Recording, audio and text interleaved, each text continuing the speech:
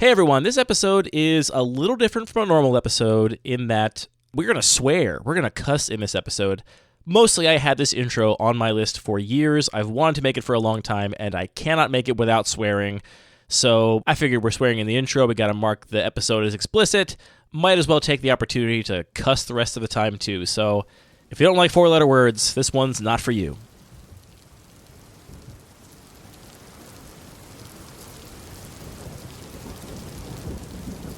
Let me have your attention for a moment. Because you're talking about what? You're talking about bitching about a game you punted away, some new card you don't like, somebody to want to draft your cube with you, somebody rather play Commander, so forth. Let's talk about something important. Are they all here? All but one. Well, I'm going anyway. Let's talk about something important. Put those prize packs down. Prize packs for cubers only. You think I'm fucking with you? I am not fucking with you. I'm here from Baltimore. I'm here from Lucky Paper. And I'm here on a mission of mercy. Your name's Gay Trans Mole Drifter? Sure. You call yourself a cuber, you son of a bitch? Oh, this really is a Joe Rogan podcast, huh? I don't gotta listen to this shit. You certainly don't, pal, because the good news is your cube isn't firing. The bad news is you got just 1 week to regain your players, starting with tonight's drafts. Oh, have I got your attention now? Good. Because we're adding a little something to this month's prize pool. As you all know, first prize is a revised Black Lotus. Anybody want to see second prize? Second prize is a set of cube images. Third prize is your cube never fires. You get the picture? Are you laughing now? You got players. Lucky Paper worked hard, got them interested in cube for you. You can't draft with the players you're given. You can't draft shit. You are shit. Hit the bricks, pal, and beat it, because you are going out. The players aren't interested. The players aren't interested? The fucking players aren't interested? You're not interested. I've been cubing 15 years. What's your name? Fuck you! That's my name. You know why, mister? Because you brought your clone of the Pauper Cube here tonight. I brought an unsleeved Library of Alexandria. That's my name. And your name is You're Wanting. You can't play in the Cube Designers game. You can't draft them. Then go home and tell the Discord your troubles. Because only one thing counts in this game. Get them to draft the cube, which is yours. You hear me, you fucking fibble-thips? A, B, C. A always, B, B, C cubing. Always be cubing. Always be cubing. AIDA. Attention, interest, decision, action. Attention. Do I have your attention? Interest. Are you interested? I know you are, because it's fuck or walk. You draft or you hit the bricks. Decision. Have you made your decision, for Christ? And action. AIDA. Get out there. You got the players coming in. You think they came in to get out of the rain? A guy don't walk in the game store unless he wants to draft. They're sitting out there waiting to crack your packs. Are you gonna let them? Are you man enough to let them? What's the problem, pal? You, Land of Mordor. You, boss, you're such a hero, your Playgroup's so big, how come you're coming down here and wasting your time with such a bunch of bums? You see this playmat? Yeah. You see this playmat? Yeah. That playmat is signed by more people than you've met in your whole life. I fired 107 Q drafts last year. How many you fire? You see, pal? That's who I am. And you're nothing. Pauper player, I don't give a shit. Day 2 to GP, fuck you. Go home and play MTGO. You want to play here? Cube. You think this is abuse? You think this is abuse, cocksucker? You can't take this. How can you take the abuse you get in a draft? You don't like it? Leave. I could go out there tonight. The cubes you got, fire 3 pods. Tonight. In 2 hours. Can you? Can you? Go and do likewise. AIDA. Get mad, you sons of bitches. Get mad! You know what it takes to build a cube play group? It takes consistency to build a cube play group. Go and do likewise, friends. The players are out there. You pick them up, they're yours. You don't, I got no sympathy for you. You want to go out on those drafts tonight, fill a pod? Fill a pod. It's yours. If not, you're going to be sleeping my cards. And you know what you'll be saying. Bunch of losers sitting around a commander pod. Oh yeah, I used to be a cube designer.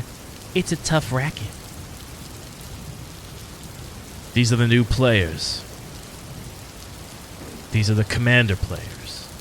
And to you, they're gold. And you don't get them. Why?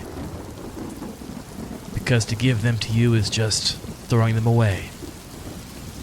They're for cubers.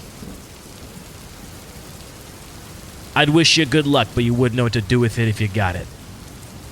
And to answer your question, pal, why am I here?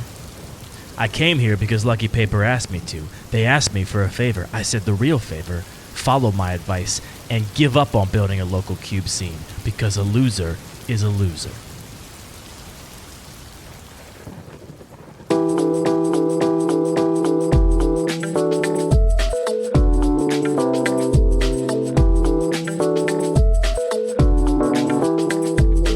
Hello and welcome to the last Lucky Paper Radio of 2024. My name is Andy and I'm here as always with my co-host, Anthony, just a good motherfucker Maddox. Aw, thanks, buddy. I figured we'd let ourselves swear on this one because I want to do my Glengarry Glen Ross intro at the beginning of this one, and I'm going to swear during that because just kind of have to. What's the point otherwise? So if I got to make the episode as explicit anyway, might as well get some swears out. And I figured we could maybe do like an opposite of what the McElroy brothers do. They do one clean episode every year for the family. We just do one nasty-ass episode every year for the real sickos. Okay, sure. Get into that winter solstice spirit. Is that now? It's coming up here in a couple days. I do like when the days start getting longer. That's good. Or it was a couple days ago, as of this release. I mean, yeah, probably. We have two kind of episodes we do every year, Anthony, that are kind of retrospective-y. One of them is in August or September when Mark Rosewater puts out his State of Design article. We talk about the year in Magic and how we feel about it and the direction the game is headed. And then at the end of the year for the podcast, we have kind of built a tradition here of just talking about the year for us, the year for the show, and where things are headed and how we feel. So this is our end of 2024 episode as we look back on 2024 and then forward to 2025. It's crazy that this has already been another year. This is what I keep telling. When I got my Invisalign, I was like, the years keep going by real fast. So if I just have the Invisalign for 12 months, it'll be like, boom, and then just gone. You know, I had the same thought. I want to say probably just yesterday, but actually it was probably like 6 weeks ago when I was like, I want to try making some vinegars and some other like long fermentations. And it's like, oh, but it's so ungratifying, or at least not immediately gratifying, that I can't just like make this thing and my then have gratification, it it's right so now. delayed. And then I was like, wait a minute, time goes by so fast. It's gonna be vinegar time. It's gonna be vinegar time all of a sudden. And it is. I got to check them before I go, away for the holidays for a bit. I just keep telling myself it's gonna be the day when they get all these fucking stupid little knobs off my teeth. Just it's knobs off day. I went back and listened to last year's episode just so we didn't repeat just so I'm not repeating myself and I have a sense of like, where last year ended. And it was like, oh, that was yesterday. That just happened. Yeah. How did last year end? Why don't you fill me in? We were tired of the way that Magic has really been changing and gotten much more focused on. It seems, it seems like the driver has changed and the main motivator was not about making a great, beautiful game, our favorite work of art, maybe a work of art that we love. Yeah, it's a good piece of art. And it seems much more driven by making products and making money and having, connections with other things that bring more people into the game, which for us kind of diluted it and made it a lot less interesting and appealing. That's been one of the overarching threads of the game for I think the past 3 years for us at least. Yeah. Probably, kind of as soon as it felt like things were back to normal with regards to the pandemic and the world more generally, when we started, playing in our local playgroups regularly in person again, that's when I think we started to feel that same sort of, wow, things have really changed in terms of the big decisions at the top of how this game is made. So I think we should not try and rehash all of that, but maybe talk a little bit about how we have, if we have, kind of come to terms with that and readjusted our relationship to the game, as well as, everything else that we've had going on related to Magic. Yeah, I have 4 highs and 2 lows. Okay. Here written down. I have a lot more vague things. We also, this was maybe the first time, that episode, where I was talking about COD after reading about it on the Wikipedia page, and I've since learned a lot more about COD, that we could do another deep dive in COD if we want. Wait, you're saying COD was mentioned in last year's year-end roundup episode? Yeah. Oh my god, After that I was just yesterday. See how weird it Holy feels? Crap. That was a year ago? And I had just read the Wikipedia page and listened to, I don't know, maybe holy crap. maybe Holy fuck, that was a year ago? 2 podcasts. I've since read the literal book on the subject. Time is weird. Should we start with our relationship to the changes in the game more broadly? Because I don't think there's been any other radical departures from the new direction it seemed like the ship was headed. Like, we got the announcement of the future products, whatever it was, 2-3 months ago, and they were like, yeah, basically half of the major releases we're announcing are Universes Beyond product. It's going to be in Standard. We're going to have Cloud Strife just messing up Standard potentially. We'll see. I don't even know what that means. That's the main character from Final Fantasy VII. Okay. And I was just like, I don't know, like my attitude, and we were talking with some friends about this past weekend, it's just I'm checked out of the game more broadly and fine with it. There was definitely a period of me being checked out of the game more broadly and feeling some degree of pain or loss, or like I used to be really invested in this thing, and now I'm just like, I'm kind of over here doing my thing, and if you want to go do your thing, great, and I'm going to be doing my thing, and we're just going to be in different little worlds.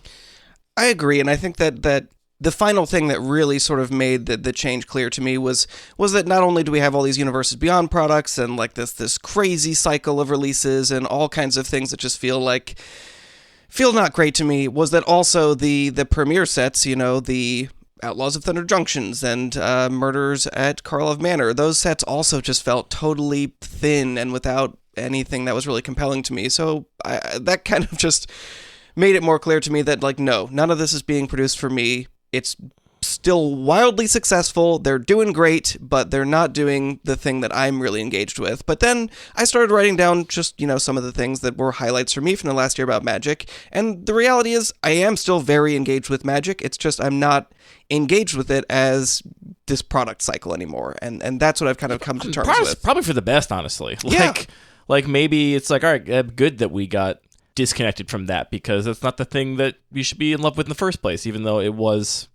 I will still say, I'm sure this is repeating what I said last year and probably the year before, that I think the thing that I mourn a little bit is the kind of loss of the shared identity of a Magic player and feeling like there was actually some common ground with me and anybody else that played the game, which I genuinely don't feel like there much is anymore. Like, if you play Magic, there's a good chance we actually have very little to talk about, if anything, depending on what your interest is in the game, because it's just a bigger tent now, and there's just more people that are involved, and for better or worse, that just means that it can't be a cohesive identity of, like, Magic as a community, because it's just not. But that's okay. We just got to build another little tent inside the big tent, and it keeps a much better tent. Fractaling out like that. Yes.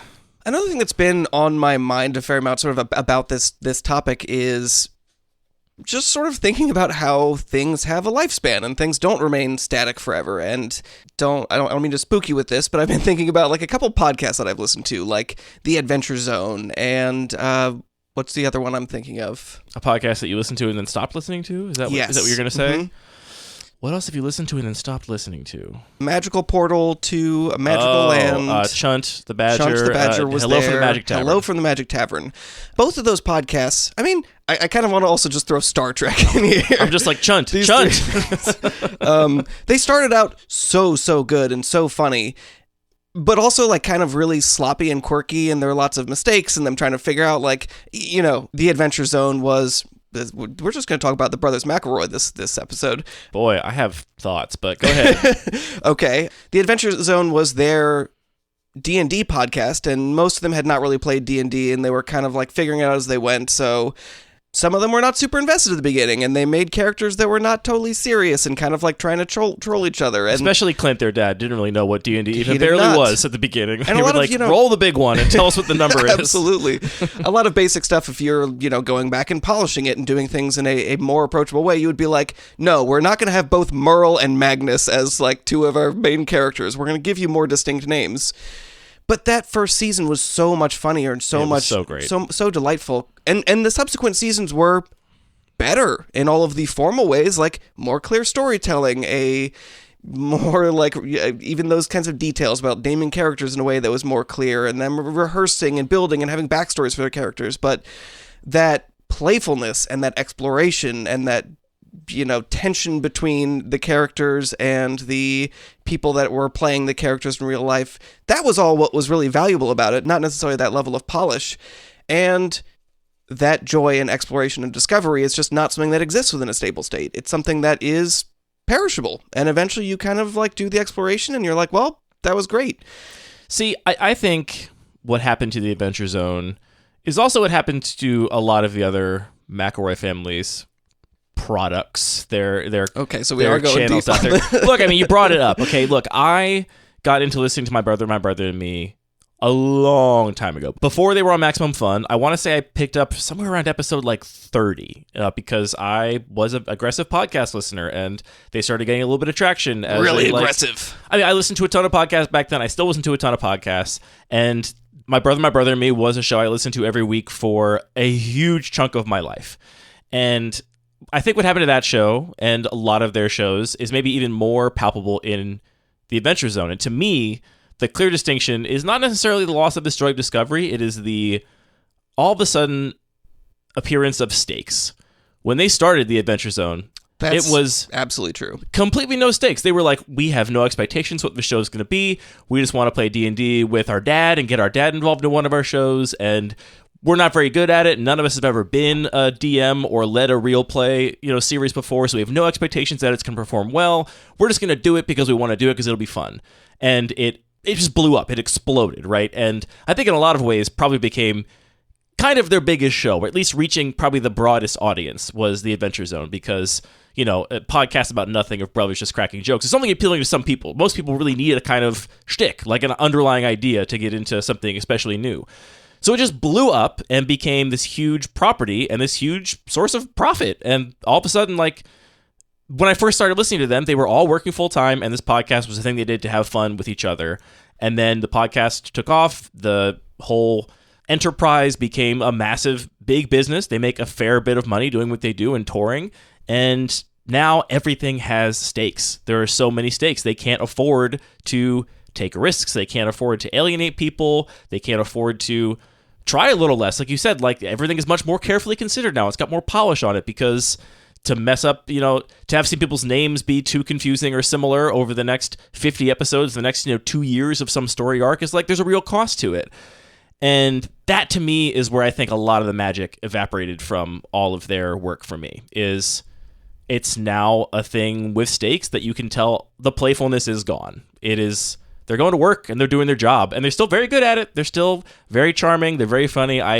Every once in a while will bounce in and listen to an episode, and I do still listen till Death Do Us Blart every year. That's of course. That's the one I'm never going to lose, because it's only an hour and a half a year I got to commit to it. I'm never not listening to that show, which I was relieved to hear this year, to hear Justin say that it is a creative project he's also most invested in. He's like, this is the one I will never stop. Glad we're on the same page. Yeah. So I still listen to things occasionally. And God knows they're great at their job. They're so good at it, right? They're excellent broadcasters. They know what they're doing. But the magic is gone for me. And to me, it is all about those stakes. And I guess you could say a similar thing about Magic. I mean, Magic, I think, had it was clearly a for-profit thing that was being done with some degree of seriousness from the beginning. But the scale certainly has gone way up. And I think the stakes consequently have gone way up year over year. And stakes are they're kind of toxic to a creative enterprise, to me. Yeah, I hadn't thought about it in that way, from that frame, but it makes a lot of sense. And I think that, the first couple of years, way before I was ever playing Magic, were in that same kind of like playful mode of exploration of just like, let's just try some cards. And there weren't stakes. Like, Alpha had no stakes, really. And Alpha was really kind of pretty stakeless. Like, I'm not even sure if we know the details under which Richard Garfield was paid for it, but I kind of feel like they were like, we'll pay you $5,000 to make a game and give it to us, right? Like, I doubt he even felt like he was invested in continuing to work on it after he delivered it. It was probably like a one-off thing, like, make us a game, you know? Yeah, I mean, I'm not going to speculate on that, but we know it was released at Gen Con, and it was like, this first thing is going to go into this single event, and we'll see how it does. And when we got into the game, it was well past, decades past the point of it having real stakes, and it was designed in a way that was a much more refined, much more effective product, and it was like great to play limited and get into, learning about the game. But, that magic in some ways was already in the past, and it feels like in the last couple of years, like, again, I'm sorry we're going into this again, but it seems like we've gone into yet another phase where it's no longer just, it has stakes, we don't want to rock the boat. Now we're kind of going into this extreme growth mindset, which I think has been another sort of level of changing of what the game is. And what I'm really trying to emphasize is that those early playful times still exist. Like, that's still a thing that we can explore through Cube, and I just want to appreciate that and not necessarily have my whole Magic experience necessarily be torn down by those changes. I just realized Till Death Do Us Part is clearly also the lowest stakes thing that the McElroy brothers still do. They don't have any advertisers on it. Well, actually, they did this year because they had to pay the Australian boys to fly out. to fly to to Los fly to Angeles. Las Vegas alone. Yeah, pretty good. Yeah, I mean, right now we're in the mode of Wizards of the Coast is the biggest, most profitable feather in the cap of a multi-billion-dollar publicly traded company. And that's about as high stakes as you get in America in 2024, 2025. So, yeah, you're right. Obviously, we were not engaging with the game at any point where it was like a fun little dalliance, but it is bigger and higher stakes than it ever has been, and I think we feel that. The last thing I'll say about this, which I haven't said before, is that I agree, it's been super disappointing as somebody who does not love the Universes Beyond stuff, it does not care about other IP integrations, to have the in-IP sets like Murders at Carlov Manor and Outlaws of Thunder Junction feel so thin and flat. And for what it's worth, I mean, Mark Rosewater acknowledged just as much. Like, yeah. He said in his State of Magic article that the world building in Outlaws of Thunder Junction was, quote, paper thin. It's not surprising to me that Wizards of the Coast put their best and brightest and put their most resources into something like, for example, the Lord of the Rings set. Yeah, I mean, talk about stakes. And the cards there were great. Like, and I think it's the most profitable product they've ever made, too. Like, they put the time in and they designed a really good set. There's some things I would have done differently. We've talked about them, but I think pound for pound, it was really well designed.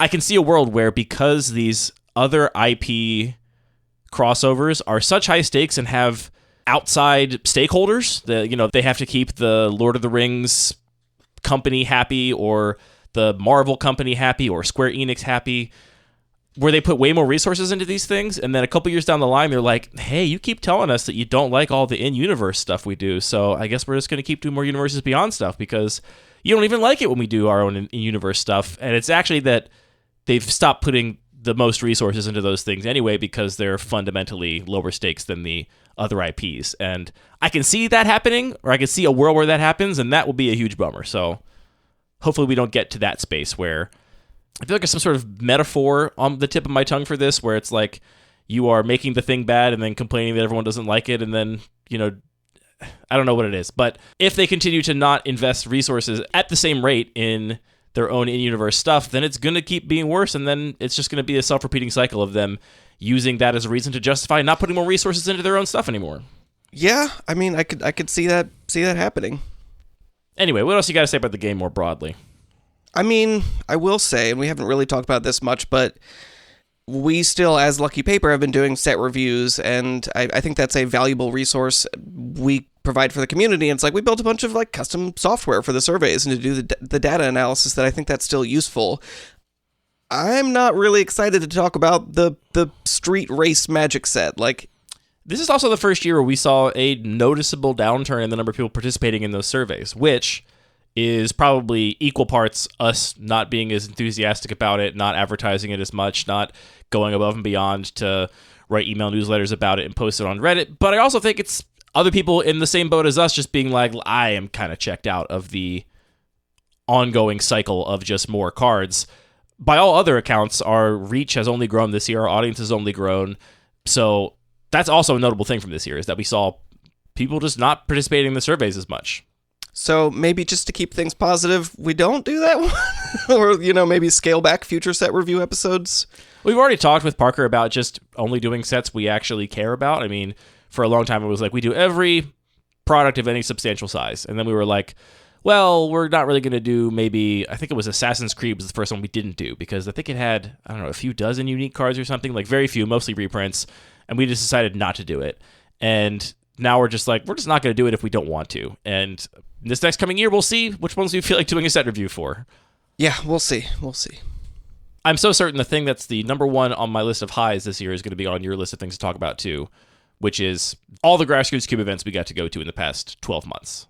Absolutely. I mean, I think that has been the highlight of this year, and we talked about it in a prospective way last year about how these things were just kind of popping up. I think Cali Cube Champs and maybe one other event had fired aside from CubeCon, and do you actually know it was like at least 12 local events that happened last year? There were that many? 17 Cube events God. in 2024 on our calendar of events, which is a ton. I mean, I actually have this, the intro I've written to our year in review article, Cube in Review, which will be out for a while by the time this episode comes out. I did this math and looked back at it. And yeah, I don't think in any prior year were there more than like at most a handful of open registration, publicized Cube events you could just participate in. And last year there were at least 17. There were probably some that we didn't know about and weren't on our events page. And is that just in the U.S.? No, that was There were some. a couple in There was Europe some as well? in Europe. There was some. There's one in Potsdam and one in England. And Yeah, I mean, this has been fantastic, and I think that so much of it was just coming from CubeCon really setting a clear precedent. I think that it was really hard to imagine what a Cube event would look like, and CubeCon just did a bunch of stuff that now is very easy to take for granted.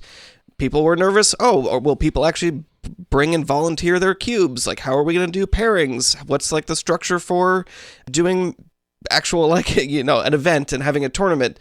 And CubeCon just set a bunch of precedents that people were like, yeah, people are comfortable doing this. Here's the check-in process. Here's the checkout process. Here's the custom software we've built for CubeCon that now other events can use. And it just made it feel so much easier. yeah, because the Cube events that happened previously, the ones I know of are like Thomas Krohn and those people have been doing the Cube Invitational in Europe for a long time, but that's a lot more closed. You have to like qualify for it at like one of their other events. And I think each of the individual events is pretty small. Or it was like SCGCon had, a big Cube draft a couple years before. That's true, yeah. But that was a very different structure. It was not cubes that were submitted by the community. It was like one Pauper Cube that Justin designed and they made multiple copies of, and you could play in a draft of that.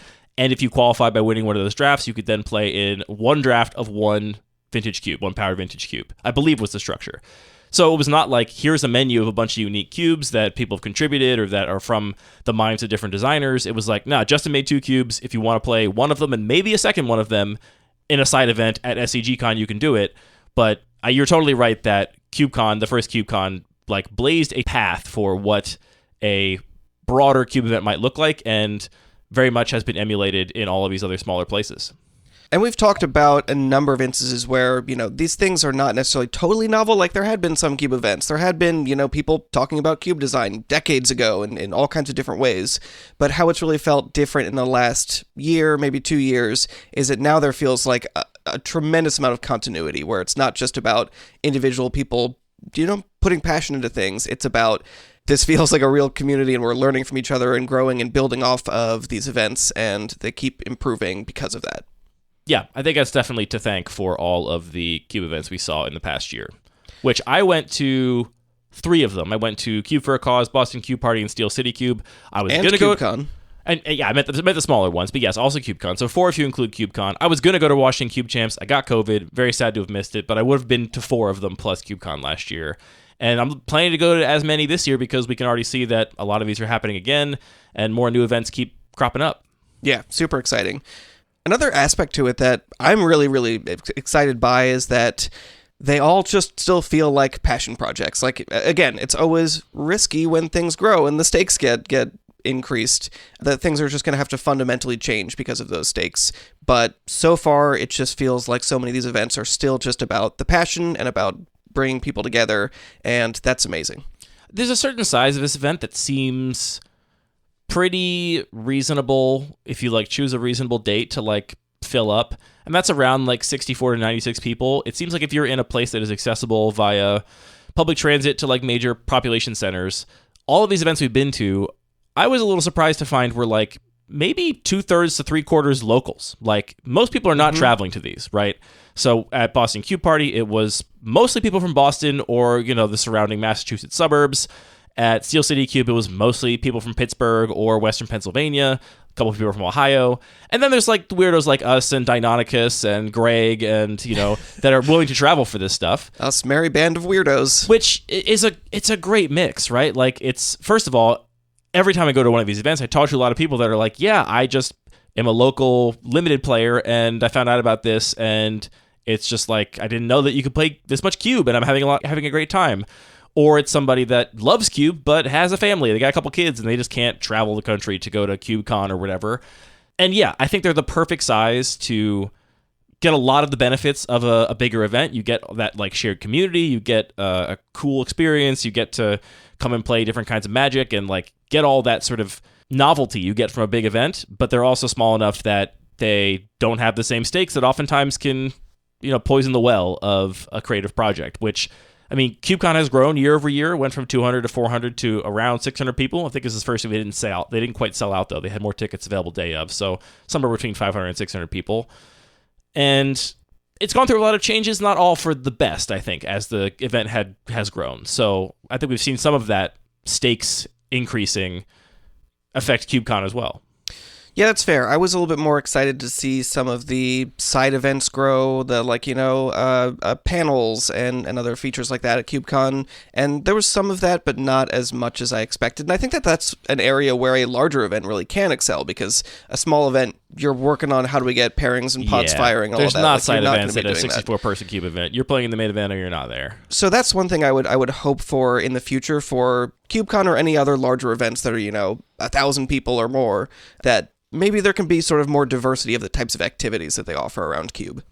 But yeah, these grassroots sort of more local events they're the perfect for me. That's exactly what I want out of a Cube event, and I hope people keep running them because I want to attend as many as I can.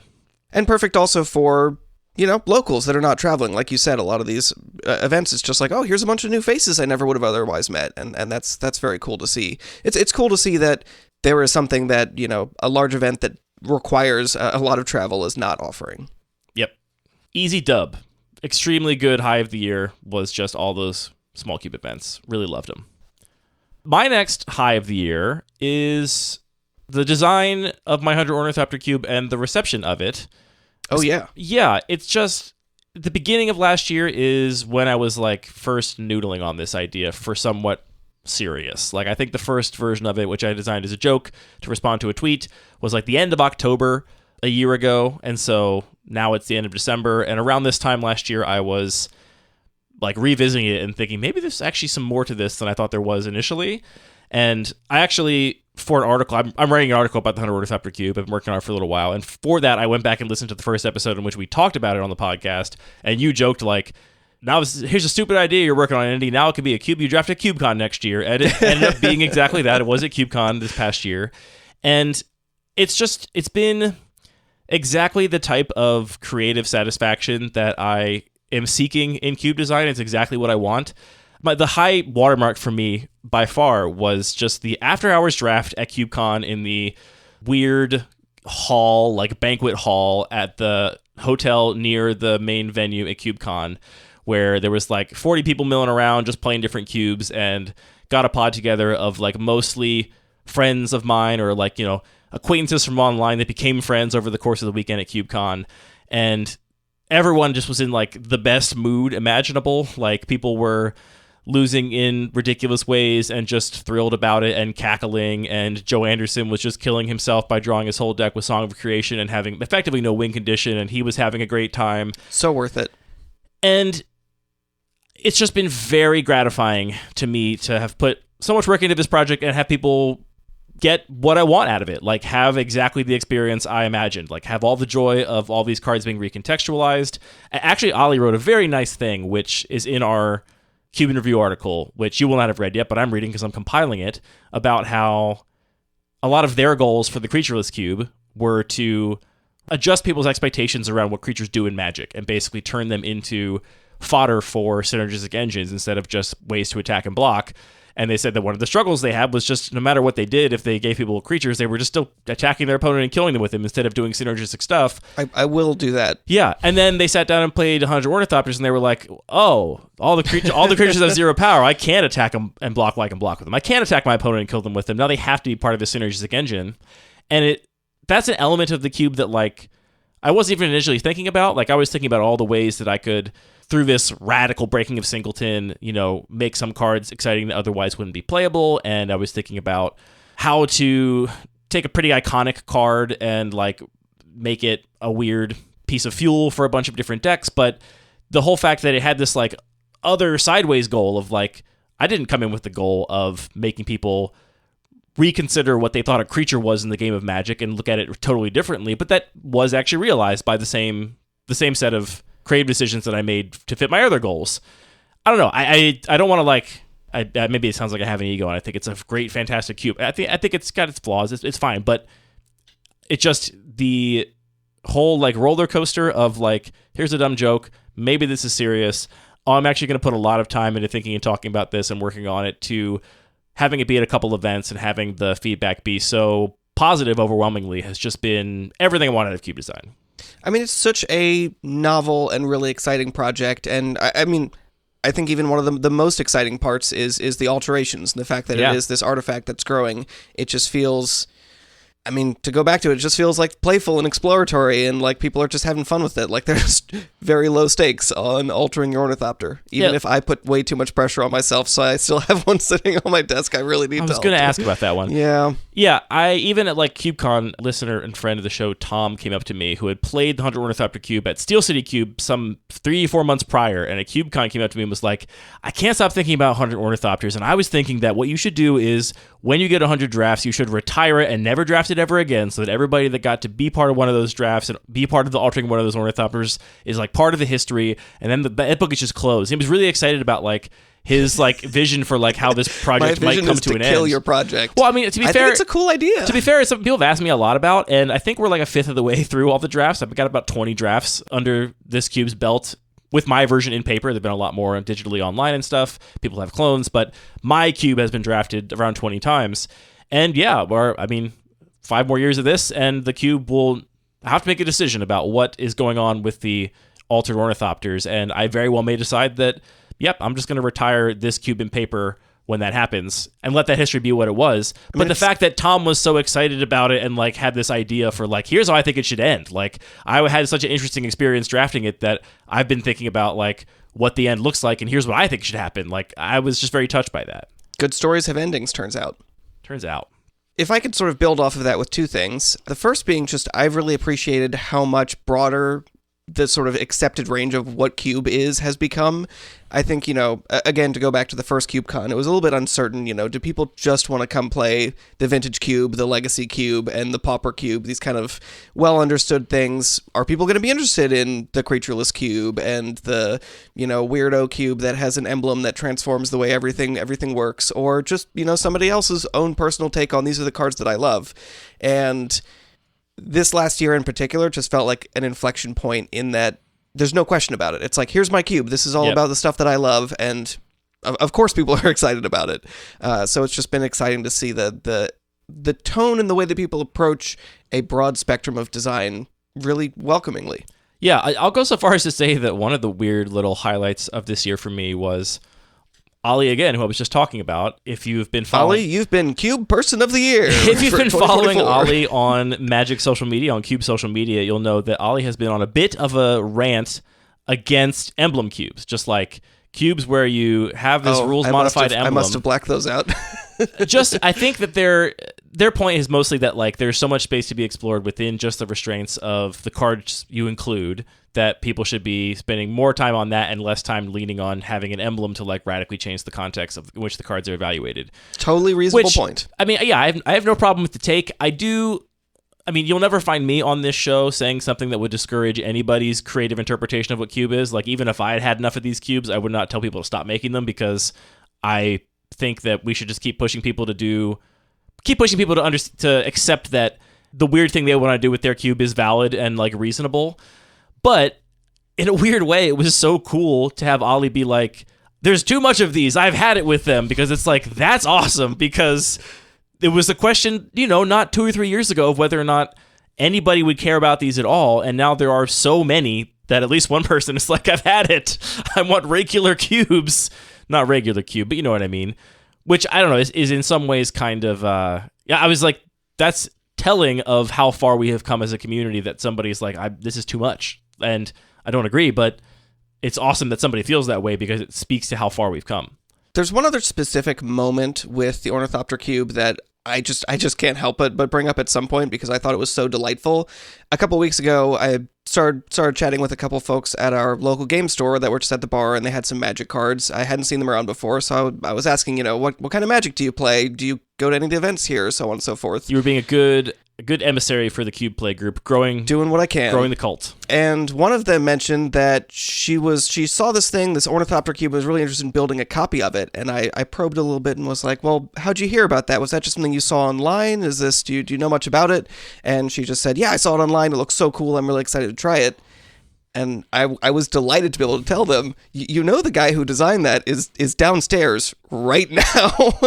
And she was so delighted to meet you, and you signed one of her Ornithopters that I think she's going to put into that cube when she builds, or if she's still going to build a copy. That's the Ornithopter that goes in her like EDH deck. Okay, that she's perfect. played forever. Even better. I kind of think that now that she knows she lives in the city with the actual, I don't think she's planning on building a copy that kind anymore, of makes sense. Which would make a lot of sense. But yeah, I mean, that was just a fun, delightful moment, but also a sign that, again, Cube has grown, and I think that all these kind of isolated little enclaves of people that were really excited about Cube are starting to bleed together, and the fact that we can just meet people now in real life that are also kind of members of the same broader community, and hopefully soon become members of the community in a much more real sense. And the really cool part to me is what she was excited about was not Cube because you get to play with Black Lotus and, go turn 1 Black Lotus Fable of the Mirror Breaker, but she was excited about a cube where it's a stupid, dumb clown shoes cube. Like that's what she was excited about.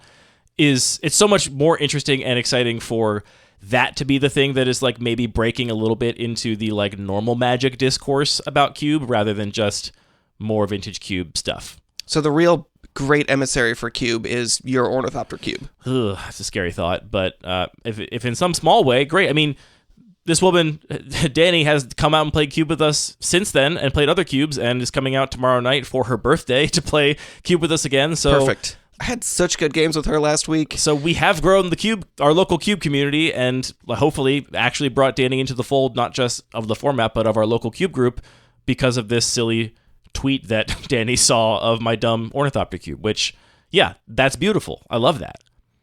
I think that brings us perfectly to the next thing that I think has really been a highlight. And again, this is something that has been going on and growing for the last couple of years, but again, just feels like it's hit a sort of great steady state, is our own local Playgroup, our own local Cube group, which honestly, the first couple of years, it took a lot of work to make it happen, posting in the Discord, making sure that we had a cube, or I was bringing the cube every week and just making sure that if anybody showed up, they could play Cube.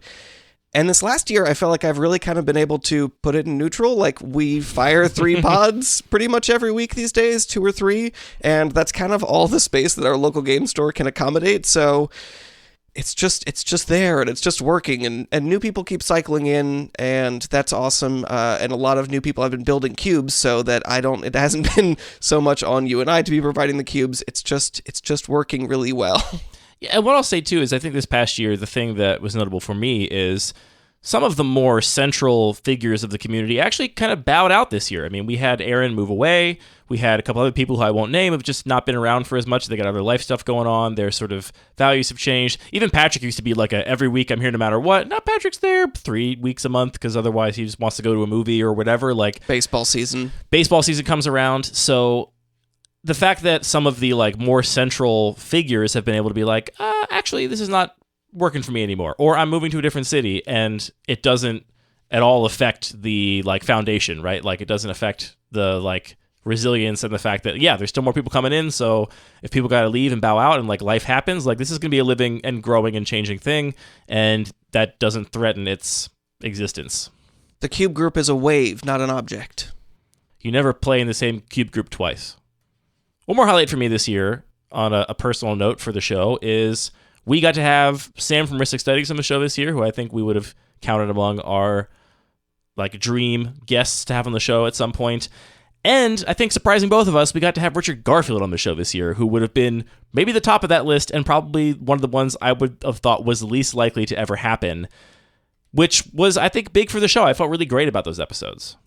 Yeah, those were, like you said, both kind of dream guests that I would not have expected would have been interested in our little podcast, but it was just extremely validating, especially the episode with Richard Garfield, because we talk a lot about game design as people that are just, kind of like hobbyists, right? And he kind of backed up and validated a lot of the stuff that I feel like we are often saying, and having somebody that has his level of experience was just incredible. And I also learned a lot from him, like absolutely the dumb little thing he said of like the anecdote of being asked to come and like consult on games that have been overdeveloped, and being like hearing stories from the people that have worked on the game, and they tell the tales of all the broken stuff they had to cut and how weird and dumb it was. And he's like, that actually sounds like the fun part. What I'm doing right now feels like it's been over smoothed and a little overdeveloped, and what you're describing sounds really fun. That was so enlightening for me, just in like accepting power deltas in my cubes and accepting things some people might be worried would be mistakes or would be warping to an environment as just part of the experience.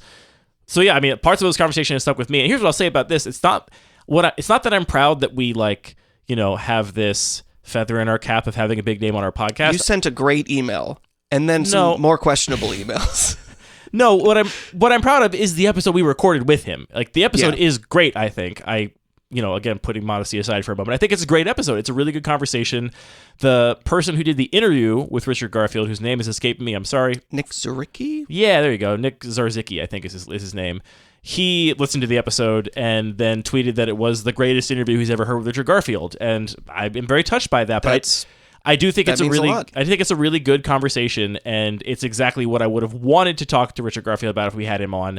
It wasn't just like navel gazing and, being in awe that we have some big name on the podcast. Like, it's just a good episode that I'm very proud of. So yeah, it means a lot as like a project I've been putting 4 to 8 hours a week into for the past 4.5 years. To have it reach a point where it feels big enough and real enough to have Richard Garfield on and to make a good episode about it was very meaningful for me. Absolutely. And Sam as well is such a unique person in this space. There's a lot of people that are doing, the kind of Magic content that people are interested in, doing set reviews, breaking down how metagames work, which is all totally relevant and valuable. Sam is doing this thing that is just kind of, what's the way to put it? It's in just parallel. It's like a whole different.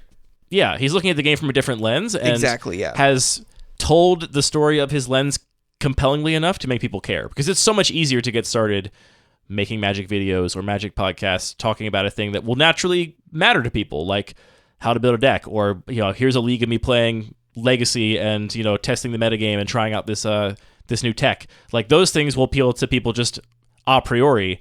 To make somebody care about the history of Magic card frames, or make someone care about the plane of Kamigawa and the history behind it, like, that's the kind of thing that like Sam does so well that he has made a huge channel for himself and a huge audience for himself because he's so good at sharing what he is interested in about the game. Yeah. And we had a lot of other great guests on as well, which I meant to go get a list of before we recorded, but I forgot. I don't think they'll be offended to know that Richard Garfield was a unique high. Was a unique high for us. Yeah. All of our other guests are also great, but there's something about having Richard on the show. I would never have guessed if you told us episode 10, like, by the way, you have Richard on this show at some point. I would have been shocked. And so I want to like take a moment to be grateful for that and just acknowledge that it's awesome. Yeah. Thank you all, our guests, if you listen. I think most of them probably don't. I'm pretty sure Sam does sometimes. Sam listens. What other highs do you have? I'm good at Magic now. Oh, yeah. So, new high. Anthony is now officially good at Magic. He's crossed the Rubicon. I don't have any quantitative data, but I mean, we can look at your posts in the Discord. Like, every week you've been going 2-1 or 3-0 for months, and your incredible performance at CubeCon was, I think, the big obvious place to look for this. But I think that pattern has been happening for most of the second half of this year. That's very possible. I mean, and it's been a little bit weird for me to sort of construct a narrative about this because my feeling has been that kind of around, I guess right before the pandemic was when I was just playing the most Magic. You know, I was drafting still only in paper. I've never really played a ton online, but drafting maybe twice a week and just like really focusing on it and trying to improve, listening to limited resources and trying to get all the insight onto the way the formats work. Making a concerted effort to be better Exactly. at the game. And it just feels like I'm sitting down with all these people at CubeCon that just put a lot more work into it. Terrible scrubs. We're going to crush them all. That, you know, they play Magic online and they're doing drafts in some cases every day, sometimes multiple times a day. And it's like, I feel like I'm not putting in the work. And so it's been hard for me maybe to reflect on my own improvement. But I have been playing a lot of Cube and playing a different Cube every week in many cases. And just, I think, learned a lot from that. And my success at CubeCon and getting at least, you know, one win at a lot of these other smaller events that we've been to has just been really rewarding and really validating. It's often, I feel, a ton of imposter syndrome, if I'm honest, walking into a room and being like, oh yeah, you're the guy with the podcast, but you don't really play all that much Magic compared to a lot of these people, has just felt like a weird dynamic for me to process. Yeah, I think, like, in reality, we're more like Sam from Ristic Studies than we are like every other Magic content creator, right? Like, we are not known for our prowess at the game, and there's very few people that make podcasts or have YouTube channels that are somewhat known that are not known for their skill at the game. Absolutely. And my goal is still never to be on the pro tour to, you know, be competing at this high level, but I do feel like I've seen enough of my own success to feel just comfortable operating at the level that I am. And that's really, I guess, what I want to focus on, is just feeling more comfortable and happier with my relationship to the game. I mean, it's pretty fucking funny to be like, yeah, I've come really far with how I feel about my relationship to the game. You're right. Thank you As your record for the past 5 months has probably been like a 78% win rate, and you're like, I've really made broad strides with my attitude. It's really a mental thing for me. And okay, sorry. I don't know. I'm just. You could be right. It's just a hard time to know, given that you've been playing so well and having such success. It's uncomfortable for me sometimes. I really didn't mean to undermine that. No. You're not wrong. I appreciate your context. I think it's awesome. I love to see you have success. It's great. So, yeah, just keep winning. I don't know. Keep winning. Then you never have to examine whether or not you've really grown with your relationship to the game. If you just keep winning, then you'll be still be in a good mood. I think it's also important for me to look at, and you'll tease me, sure, whatever, but, you know, Mike was giving me a hard time a couple days ago about, like, oh, yeah, he's going to say he's bad, but he's going to win anyway, and don't you hate these people with all their false humility? And that's not great if I'm showing up and, like, it's not great if I'm making newer players uncomfortable, if it's like, why are you being so critical of yourself when, like, you're my nemesis and I've never beaten you ever? So I think sort of just being more aware of things is and you're better like, I don't even know who you are. What was I going to tease you about? I don't know. False humility I'm thing? sure you're going to, just have at me. No. I love that you've been winning so much. I think it's great. And you think you're probably right that I think your relationship to the game has changed. And that is partially as a result of you playing better and having better success. And partially you playing better and having more success has maybe led to that sort of change in attitude. So I'm glad you feel less of the imposter syndrome, because you were never an imposter. But it's hard to convince somebody of that sometimes. I might have been. I guess maybe the more clear sort of internal level up for me is just feeling like in a lot more games, I'm not just playing based on heuristics and like trying to do good sequencing and playing my deck, but playing more my opponent and reacting more to the way that they're playing. And that feels really different and feels very satisfying in the rare moment that I have that experience. Love this for you.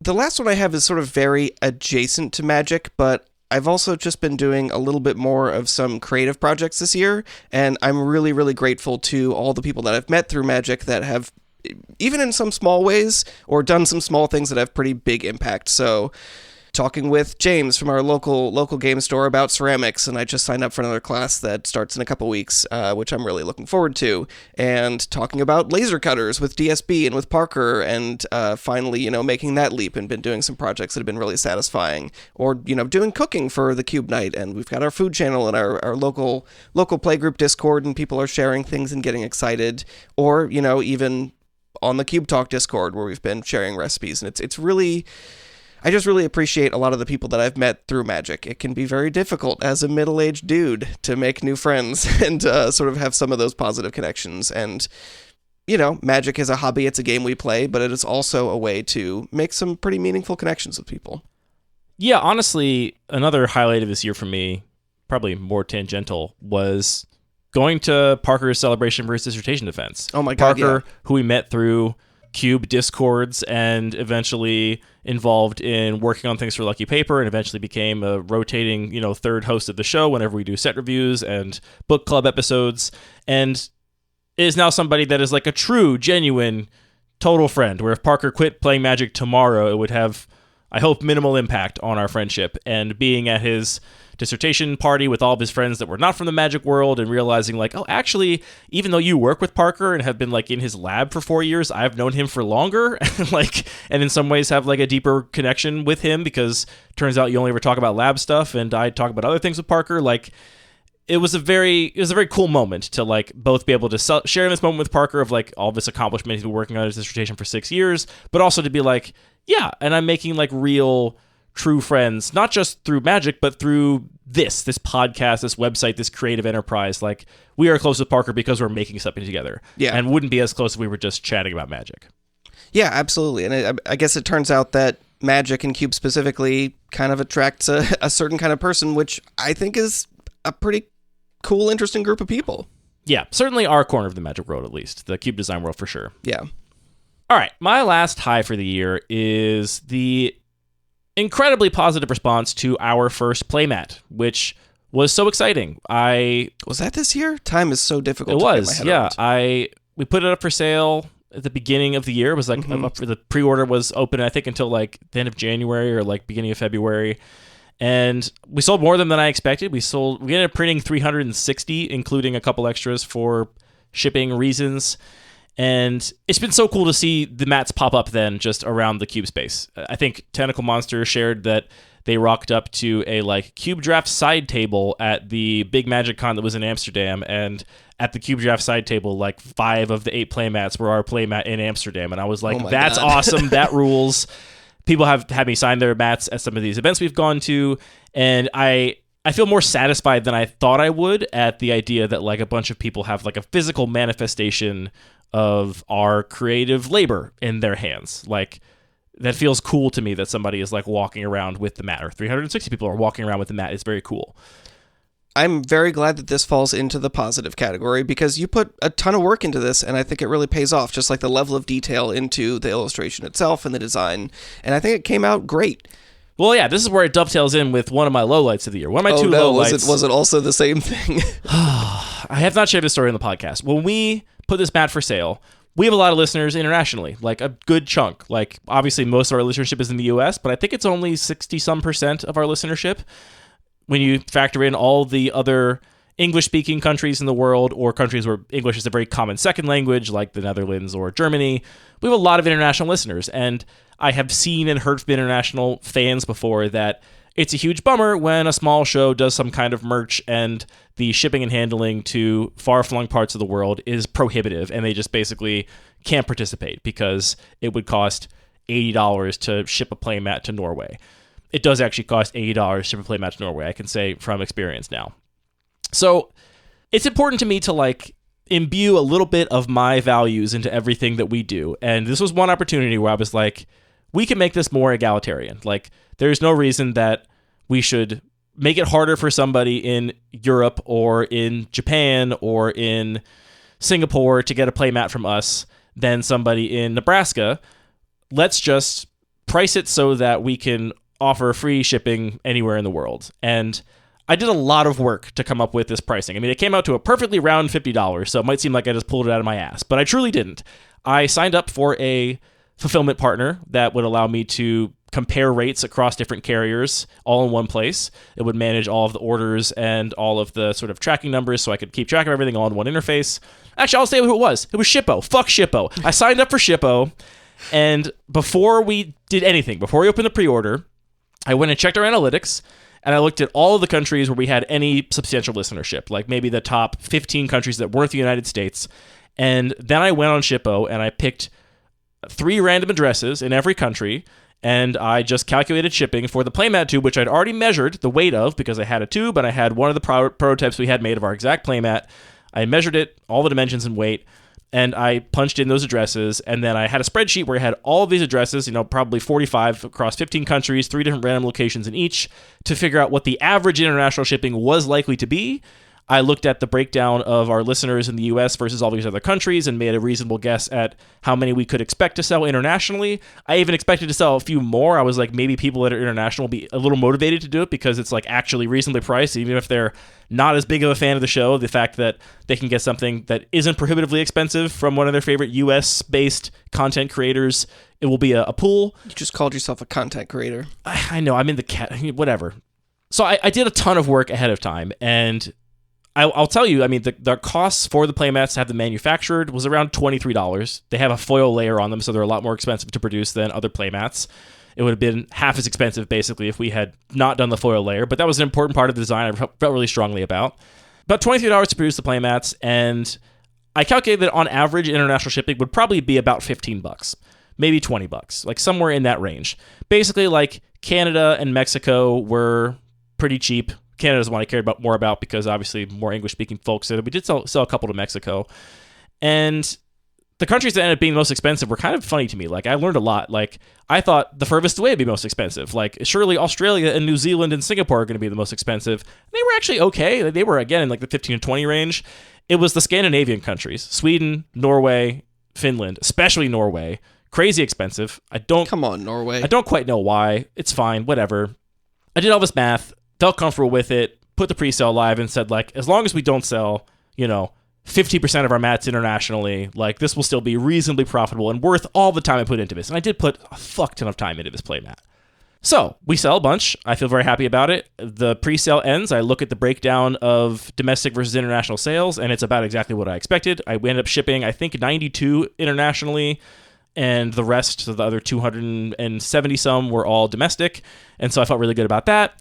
I go on to Shippo and I start generating. Well, after I get them all, they go off and get produced, which takes a while. I get them all back and I set up a little fulfillment center in my living room and I buy 400 tubes and 400 tube caps and a industrial stapler and a bunch of label paper. Put all these two tubes together. It's a huge amount of effort. I go in Shippo. I print out all the labels. And I should say, too, while I'm putting Shippo on blast, the fucking website sucks ass at printing more than one label at a time.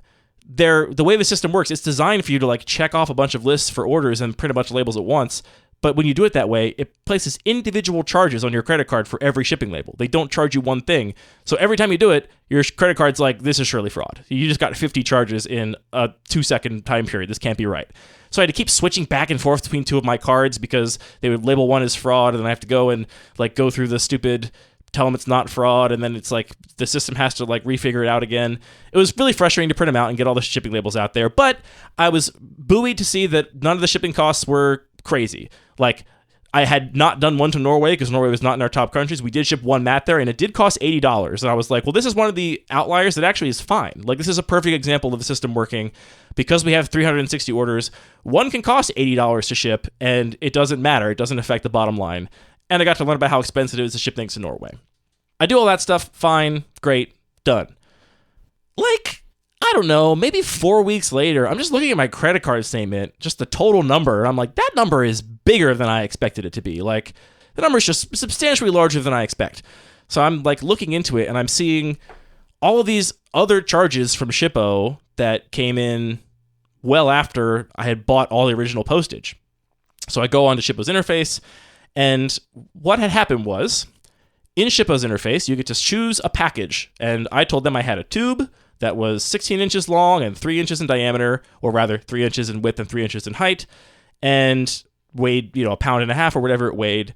And then they give those dimensions to their third-party vendors like UPS, FedEx, DHL, whatever, and every single one of the international Playmats shipped through FedEx International. That was just the cheapest fulfillment partner for all the international stuff, way cheaper than all the other options. It turns out, buried somewhere deep in FedEx's terms and conditions, is that if you ship a non-rectilinear thing, so instead of a rectangular box, a tube, they're just going to charge you a flat $25 for every international shipment that does not meet their rectilinear package requirements.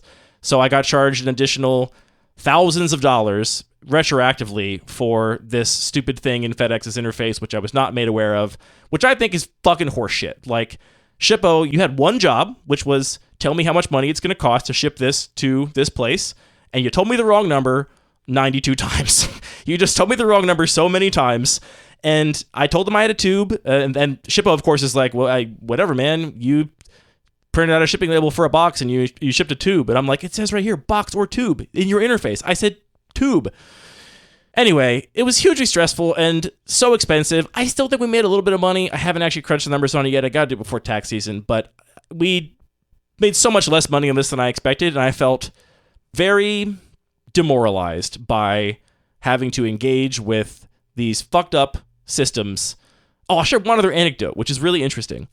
I had one playmat that was going out to somebody who wanted to place one in the pre-order and then was like, I'm going to be away for a long time on holiday. You can't ship it in the regular window. Can you ship it later? And I was like, sure, no problem. So I had one that was going to Europe, to internationally, well after this window. And so what I did for that one is I put it in a tube and I took it to the FedEx store. And I said, hello, FedEx man. I was retroactively charged so much money for shipping 100 of these, 2 months ago. Can you please put this in a box that will cost a reasonable amount of money to ship so it's not a tube, and therefore I get charged an additional $25? And the person said, sure. They took the tube, and they punched it in just as a tube, and they punched it in as a tube inside of their smallest box that would fit the tube. And the lowest price they came up with for shipping this tube to this location was $187. And I was so confused. I was like, that's very insane. Different number. That's insane. And I was like, I shipped 100 of these for somewhere between $10 and $15. Turns out you got a bargain even with the surprise charge. I was like, I shipped 100 of these for somewhere between $15 and $20. I retroactively got charged another $25, but that's still only $45 for this location that you're now telling me literally the cheapest you can get it there for is $187. And the guy's like, I don't know what to tell you. Like, this is what they're showing me. If you have another way to get a shipping label that costs less, go do that. So I just went home and shipped another 2. Like, I just did it again. And you gave me a cardboard long box, so it was at least rectangular.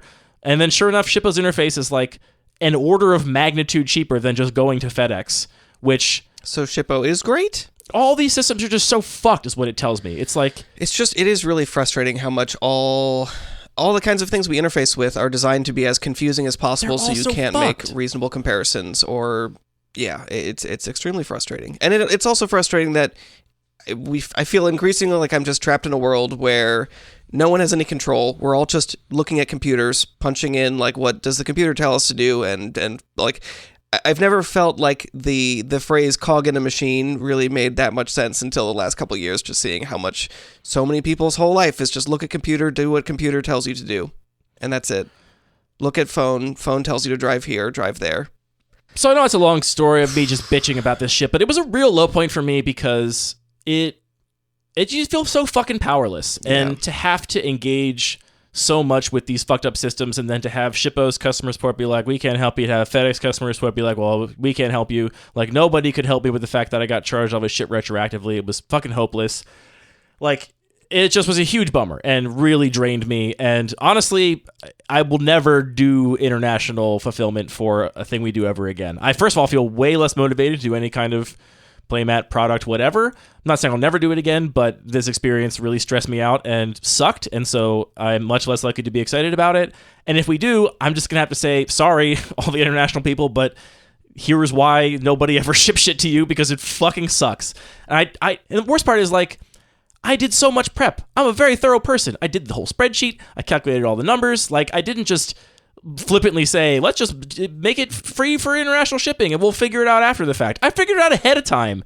And these fuckers just lied to me about how much the goddamn shipping labels were going to cost. Anyway, that was one of my lowlights of the year. And it was a lowlight because I would have loved to have come out of that project feeling just buoyed and like, this is something we can do and we can do a fun creative thing every now and then and like sell something fun. And I instead came out feeling largely defeated. I mean, again, I loved all of the like pictures, and I truly do like. It's so exciting. Like, I am ultimately glad everyone internationally has these playmats. Like the fact that you can rock up to some cube draft at the Magic Con Amsterdam, and a bunch of our playmats are there is awesome.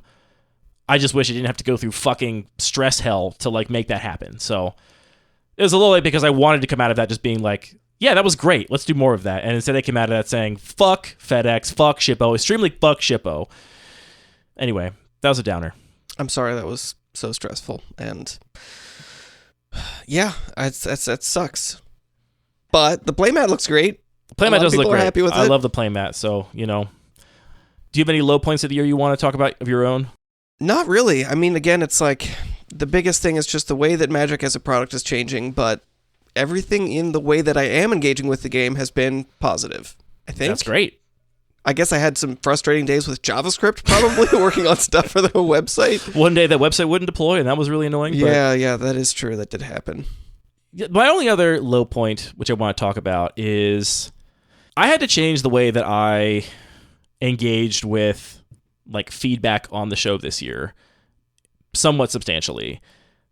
As the show has grown, we get more feedback on episodes than we've gotten previously, and more importantly, the feedback has gotten more impersonal, right? I remember the day years ago where I went from posting the episodes on the subreddit and people would say cool episode, Andy, or I disagree with this thing you said, to Andy said this thing in the episode that I didn't like. And I'm like, hello, I'm right here. I just posted it. Don't say Andy in the third person like I'm this idea that exists remotely, like this entity. I'm just a guy and I'm right here. Just talk to me.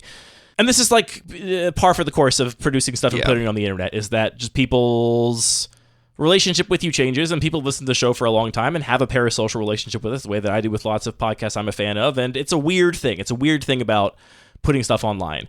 And it's so dumb, and there's no reason it should be any different. But in the wake of the episode where we talk specifically about the distinction between strategy and tactics, I got so fucking riled up and upset about all of the feedback I was getting from people. And I should say too, if you're any of the people that had given me this feedback, I have nothing against anybody. It was the cumulative pile on I got from all different angles. Some from totally well-meaning friends that were jokingly trying to rib me. Some from total strangers that were being maybe a little too critical. I got really fucking upset. Specifically, there was one comment that was the peak of this. And again, if you're the person who wrote this comment and you're listening, I've actually since talked to this person and we've talked about it, and they deleted this comment because they felt bad about it, which I don't think they had to.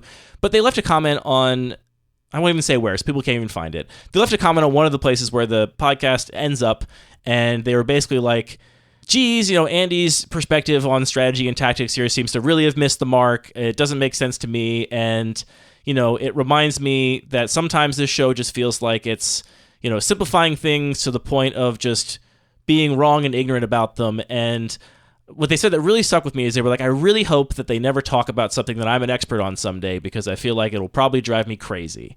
And I was just really upset by this. And it's not we deal with occasionally, I mean, very rarely, honestly. We occasionally have troll posts where people are just being dickheads. And honestly, that doesn't bother me that much, right? I have been on the internet for a long time. I have a pretty thick skin for that kind of stuff. And as somebody who's not a vulnerable population, it doesn't affect me for somebody to call me names on the internet. I'm not saying do it if you're listening, but I'm just saying that I have no problem ignoring bad faith shitheads that are leaving dumbass comments. Whatever. This is someone that clearly listens, that clearly cares, that clearly is the kind of person we want to be reaching, whose takeaway from the show is I specifically am kind of a blowhard that will adopt some position and then not budge on it or be obstinate about it or just kind of willfully ignorant about things in a way that was really upsetting to me. And that was the same week that a lot of other people's feedback on this episode was we were talking about strategy and tactics, and I really felt like I had learned something from this book we read. And I was this distinction between long-term planning horizon and short-term planning horizon makes total sense. In the case of Magic, your long-term planning horizon is what is my deck strategy? How am I trying to win the game eventually? And your short-term planning horizon, your tactics are what do I do on this turn? How do I sequence my lands? What do I use my removal spell on? Is it this thing, or do I wait for the next threat to come down to use my removal spell on? And there's a difference in the texture of those strategic decisions, and it made total sense to me. And I made this passing comparison that was partially referenced in the book to saying that chess seemed to me to be a much more strategic game in that you can predict all the future possible permutations and you are making this long-term plan for how you're going to take over, and poker seemed like a game that was primarily tactical because you couldn't possibly plan for the next hand because it was completely unknown to you, and so all your decisions were made in this sort of small planning horizon. Mostly. I said mostly. Mostly? I said mostly. I mean, I do, if I'm honest, I do disagree with what you said there.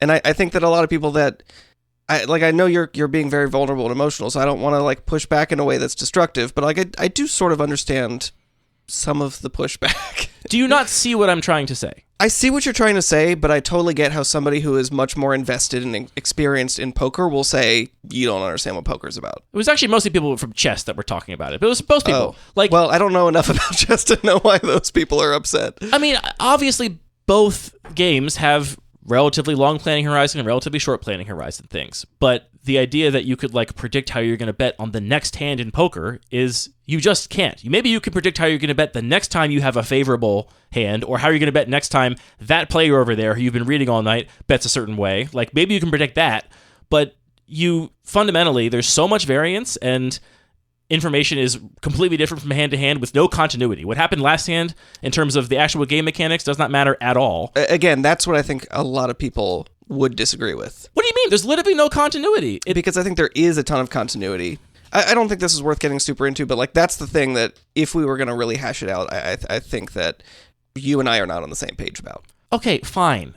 I'm getting frustrated now even just talking about it. But I'm sorry. My point is, I just tried to say that to me, based on Frank Lance's definition of strategy and tactics, here is a way I understand it relating to Magic, and here's how I can draw a comparison to other games in a way that it seems to me like, however you want to describe it, the strategic decisions in chess are very different from the, I shouldn't say strategic because that's one of the words we're talking about. It makes it hard. What is another word you can even use there? What encompasses both strategy and tactics? What's the word to describe them both? Decisions? I guess the decisions you make in chess are different than the decisions you make in poker. And it's probably not a whole lot of carrying one skill set over to the other because the kinds of decisions are very different. Which is not like in Magic and poker, there is a lot of overlap. A lot of competitive poker players play Magic and vice versa because that is the same kind of decision making in a like broader textural sense, even though the games are completely different in terms of their mechanics. For sure. Yeah, I mean, I think that there are probably at least two big issues here. One is just that, people use words in slightly different ways. And I think especially words like strategy and tactics are just very overloaded terms that you're trying to talk about something very specific. And also when you said strategy and tactics, built in a definition. You said, here's the definition that I'm using based on this source material, this book that we're talking about. And it's hard for people to give up the baggage of their own definition, which comes from a slightly different context or has a little bit of a different slant to it. And then there's the other challenge of the example where it's like there's specific things about each example that you're trying to highlight. Like you're not trying to say chess in its entirety. You're trying to say chess is a good example because of this aspect of it. And similarly, it's just really hard for people to pull out that particular aspect and separate it from everything that is their own experience of chess. I mean, what really upset me about this whole saga was that it was the most bright example of a thing that happens a fair bit on the show, which is that I feel like people do not listen to what I am saying. They hear some slight variation of it that they disagree with. Mm-hmm. And so many people insisted vociferously that I said chess was entirely strategy and poker was entirely tactics. And I went back and listened to that segment like 10 fucking times. And you can actually hear me at the beginning start to say it. I start to say chess is entirely, then I say, well, not entirely. It's like mostly or like chiefly. Like I even like proactively, you can hear me correcting myself to head off this kind of fucking criticism of the past. And to have people like go so deep in the trenches and argue with me so intensely about this when you're not even really listening to what I'm saying. Like before you like write a fucking 200 word comment on the Discord or on Reddit or on YouTube, like actually give me the fucking grace of at least listening to what I said in its entirety. And I think that my like manner of speech sometimes comes off with this like level of assuredness or confidence that colors the thing that I'm saying in a way that is very frustrating to me because people will oftentimes hear like they hear a sentiment, a like abstract sentiment that to them overrides the actual words that I said. Even if I said, entirely or chiefly, most people, and I take ownership of this, most people felt that I said it was entirely, one way or the other, right? And that's what I heard from multiple people in completely different communities, people saying like, hey, you said this was all this, but I play chess and we have a whole thing called tactics in chess. And it's like, yes, of course. Like, I fucking know. Like, that's why I said mostly. And I had to like just acknowledge that being on a show, being in public like we are on this show and talking about big, complicated ideas and opening ourselves up for, honestly, like, really inappropriate amounts of scrutiny. Like, we do this show unscripted, unplanned, off the cuff every week, and don't put a lot of like planning into it, right? If I write an article and someone wants to like go and pick apart my language, like, by all means, I should have done that when I edited the article. I'm going to say some shit on the show that's not exactly right all the time. That's part of being on a fucking ad hoc podcast. And the amount of scrutiny I felt like I was under, while simultaneously that scrutiny, while being so bright and so focused, was also not even looking at the actual words I was saying. It's like, you're putting me under so much scrutiny, and also, that's not even what I said. Like, it's one thing to put me under scrutiny and like be critical of my word choice if I like misspoke or whatever, but I didn't even say that. And everyone's saying I said that. And I just had to fucking, like, since then, I have really not engaged anywhere near as much with anybody's commentary on the show, which bums me out. Like, I like to talk with listeners of the show and people on the Discord about the episodes and have these conversations extend further. It's led to me learning a whole lot. It's led to lots of follow-up episodes. But I really hit, like, a breaking point with that week and was just like, I can't be reading these comments anymore and taking them seriously, because being under this intense scrutiny, I don't know. I'm not built for it. Like, I don't think I have as thick a skin as people maybe think that I do, based on how confident white guy my voice is. And I wonder if that has a little bit of a feedback loop of, you know, if you're there in the Discord or on Reddit, you know, responding to every post every week, then it will have a much more intimate, personal feel. But if you do take a step back, then it's going to inherently become more impersonal. I don't know if there's really a solution to that. Yeah, and I don't want the show to be that, but also I just had to, for my own benefit, just be like, I don't engage with that meaningfully anymore. If I read it, I don't take it to heart for the most part. And I've observed this detachment in other podcast hosts or social media people or like YouTube channels. I've observed this before and been like, that's kind of a bummer that they're so detached. Like, why can't they just engage with people? And this is why. Like, I can't. It's just overwhelming when so many people are scrutinizing different things in different ways every single week, and any one of those interactions is like, fine, like, you didn't do anything wrong, but you were one of 60 people I heard from in those 2 days that were either in my DMs, posting a comment, you know, telling me like, you should go read this article actually about the tactics in chess. Like, bitch, I fucking know there are tactics in chess. I fucking know there are tactics in chess. Anyway, the low light for me was having to change the way I engage with discussion around the episodes because of feeling like I'm under a microscope and also simultaneously not really being listened to, which is an incredibly frustrating combination of things to feel. Yeah. I mean, does that change your feeling about the podcast overall? No, I mean, since I stopped paying attention to the comments, no, I feel fine about it. Yeah. Truly, it's how I feel about like getting all those Discord channels or like responding to comments on the Reddit that is a bigger deal.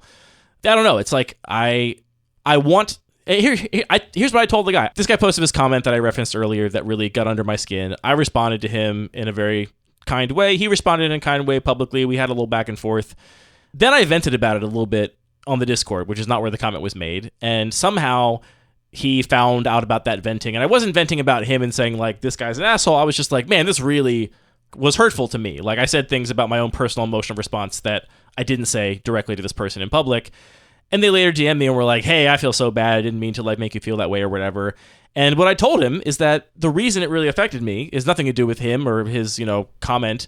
It was entirely to do with the fact that the things that really get under your skin are the things you worry might be true. And my father was the biggest blowhard charlatan alive. And it would be very easy for me to become a like charismatic blowhard that doesn't actually know anything, but can walk into a room and convince people that he knows something because of the way I talk and carry myself and the confidence I'm able to sort of pull from. And that is one of my biggest fears in life, is being a charlatan, being somebody that doesn't actually think critically about things, but is just loud and confident enough to like get by.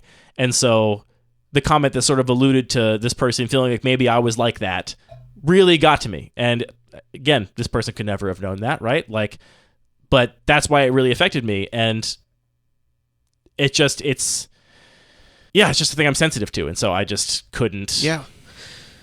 I mean, that's a lot. And it's impossible in these like really asymmetrical relationships to understand what the other person is sensitive to, what the other person's experience is in terms of like the barrage of feedback they might be getting. Because ultimately, like, to this person, I'm not a whole person to this guy. This is somebody who listens to the podcast. I'm a guy with an idea he doesn't agree with. I'm like an entity that like said some ideas he thought were wrong this week and wants to like pick those apart. which, like, I don't think this person is ill-intentioned at all. Like, that's the thing. If this was just some troll, I would say fuck him. But it wasn't. It was a guy that, like, genuinely likes the show, and I felt like I had both let down and also felt like some of the things I fear most were being reflected back at me. Very triggering, I guess. Yeah. Anyway, that was my other low light, but now I just don't read the comments anymore, so, Great. I hope this guy isn't an expert in the Potsdam gravity potato. Otherwise, I'm sorry I brought that up. Potsdam gravity potato? When'd you bring that up? It was very quiet. You'll hear it in the edit. Oh, damn it. This has been a much longer episode than I expected. And really, I these two sort of gripes and low points were more involved than I expected. So hope you turned it off if you didn't like the complaining. But if you got all the way to the end, hey, thanks for being there. I mean, hopefully it's just beneficial to you to get some of this out and just... Yeah, I always like talking about things. I always feel better after talking about things. So what are you looking forward to next year in Magic? more small cube events, baby. Hell yeah. Yeah, just small cube stuff. I'm excited to, I hope by this time next year I've got a copy of my Sacred Geometry Cube in paper. It's like starting to be to the point where I'm like starting to put cards in a pile where it's like, all right, there's 60 cards that will go in this cube once I finally commit to doing it. I'm going to make it be a slow process of hopefully trading for or getting friends to donate most of them because they're mostly very cheap cards and I don't want to just be buying a bunch of shit. But that's my hope for the year, is that I get to keep putting a bunch of energy into that project and get it to a place where I'm happy with it and we can draft it and just keep going to more small cube events and committing our energy to the parts of the game we love the most. Yeah. What about you? I want to say I would also be hopeful that I finish another cube this year, but also I just don't want to put a lot of pressure on myself. It's like, this is a hobby we do for fun, and I want to just pursue the parts that are interesting to me. I think, okay, the one thing I would really love to do is there's a couple articles and other features in the website that I've been meaning to do for a while, including an article on shuffling and an article that's more of just the intro to Cube. So if somebody wants to have one place they've heard about Cube, they want to know where to start, here's the entry point. And it's really difficult to do that because it needs to be very concise and yet not hide a lot of the important diversity and complexity to Cube. So I've tried to write this sort of article twice so far. Third time's the charm, as they say. If you do ever write it, what I think we should do too is also make a YouTube video out of it. Like record you reading it essentially as a script and make it a YouTube video, which I think is probably a format that more people that are like, I am 10% interested in this and want to know more, but I'm not even remotely committed yet. I think they're more likely to watch a video than read an article. But yeah, we've always been chasing the like perfect intro to Cube. We've recorded so many podcast episodes that are effectively intros to Cube. We've written articles that are very similar, but that perfect introduction that you feel like doesn't have any flaws and isn't dated is hard to come by. Yeah, I mean, it's been a useful exercise for me to try and write that a couple times because I ended up taking chunks of it and saying, okay, actually, this just needs to be a whole article unto itself, and then we'll just link out to that and be like, here's this tree of like other things you can read. And I have published some of those, so we'll see what happens. Yeah. Well, here's another year of a great Cube community. More small Cube events. Keep making a podcast. How are we gonna one up ourselves in terms of guests on the show this year? We gotta have like Thundercat or John Darnielle on. We might just quit the podcast at that point. It's like I guess we should have our yearly check-in. Do you want to quit the podcast? I'm good for another year. Okay. Yeah.